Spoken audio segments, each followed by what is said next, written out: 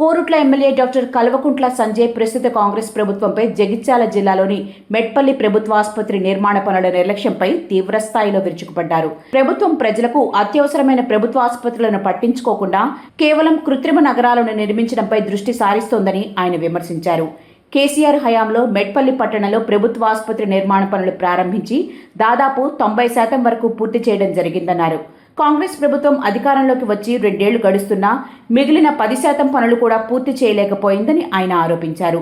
మొదటి అసెంబ్లీ సమావేశాల నుంచి తాను ఈ ఆసుపత్రి గురించి, అలాగే పాఠశాలలు, మార్కెట్ల గురించి ప్రభుత్వాన్ని అడుగుతున్నా ఇప్పటి వరకు కనీసం స్పందించలేదని ఆయన వాపోయారు. 2025 ఈ కాంగ్రెస్ ప్రభుత్వానికి 2 ఏళ్లు నిండినందుకు వారికి శుభాకాంక్షలు తెలియజేస్తా ఉన్నాను. కాంగ్రెస్ ప్రభుత్వమేమో మేమేమో వాళ్ళు మంచిగా ఉండాలి, 5 ఏళ్ళు రాష్ట్రాన్ని మంచిగా పరిపాలించాలి అని కోరుకుంటా ఉన్నాం. ఇవాళ వాళ్ళు ఇప్పుడు 2 ఏళ్ళు ముగిసినందుకు వాళ్ళు సంబరాలు చేసుకుంటా ఉన్నారు. దానికి కూడా వారి శుభాకాంక్షలు. దయచేసి ఈ కాంగ్రెస్ ప్రభుత్వాన్ని ఒకటి రిక్వెస్ట్ చేస్తాం. 2 సంవత్సరాల నుంచి ఇప్పటికి పలుమార్లు అసెంబ్లీలో కానీ బయట కానీ చిన్న రిక్వెస్ట్ అని చెప్పి చేస్తా ఉన్నాను. మా ప్రజలు ఇక్కడ గుండెలు చేతుల్లో పట్టుకొని అవస్థపడతా ఉన్నారు ఆరోగ్యంలో. మీరేమో సంబరాలు చేసుకుంటా ఉన్నారు. పర్వాలేదు, మీరు సంబరాలు చేసుకుంటే చేసుకోండి సంబరాలు. మిమ్మల్ని చేతులు జోడించి మా కొరుట్ల కాన్స్టిట్యున్సీ ప్రజల వైపు నుంచి ఇప్పటికి 100 సార్లు అడిగినాను.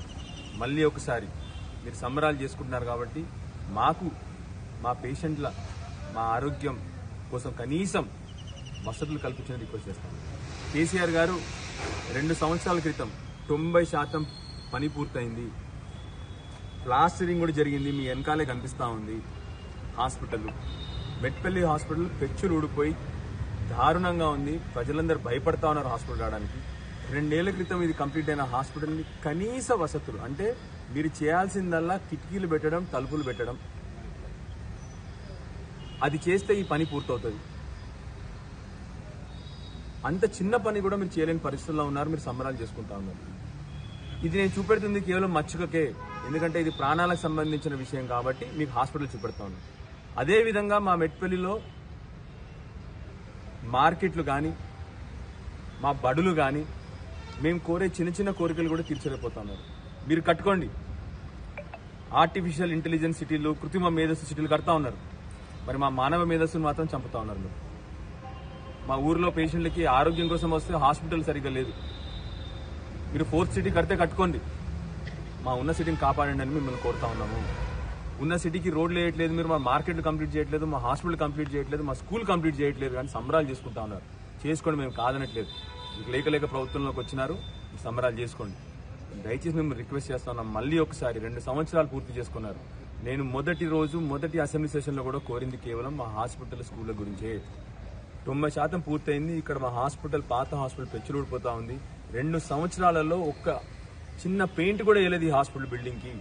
దయచేసి మళ్ళీ ఒకసారి ప్రభుత్వాన్ని, ముఖ్యమంత్రి గారిని, ఉప ముఖ్యమంత్రి గారిని, ఆరోగ్య శాఖ మంత్రి గారిని మళ్ళీ ఒకసారి మా ప్రెస్ ద్వారా మాకు 90% కొత్త పనులు చేయమని మిమ్మల్ని ఏమీ కోరట్లేదు.